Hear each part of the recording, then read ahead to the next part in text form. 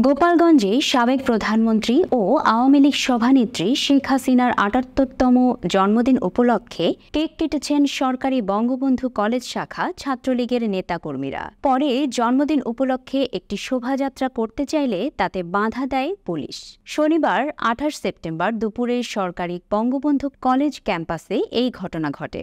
গোপালগঞ্জ সদর থানার ভারপ্রাপ্ত কর্মকর্তা ওসি মোহাম্মদ সাজিদুর রহমান বলেন, শেখ হাসিনার জন্মদিন উপলক্ষে ক্যাম্পাসে শোভাযাত্রা করে সরকারি বঙ্গবন্ধু কলেজ শাখা ছাত্রলীগ। এই সময় শোভাযাত্রাটি কলেজ ক্যাম্পাস ঘুরে বঙ্গবন্ধু সড়কে বের হতে চাইলে পুলিশ বাধা দেয়।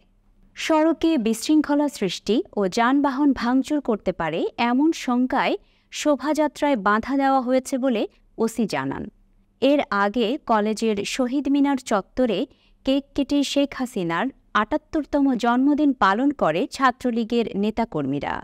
এই সময় তারা বিভিন্ন স্লোগান দেয়। এছাড়া জেলার অন্যান্য উপজেলায় সাবেক প্রধানমন্ত্রী শেখ হাসিনার জন্মদিন উপলক্ষে ব্যাপক পুলিশি নিরাপত্তা জোরদার করা হয়। ফলে জন্মদিন পালন করতে পারেনি আওয়ামী লীগ সহ সহযোগী সংগঠনগুলো।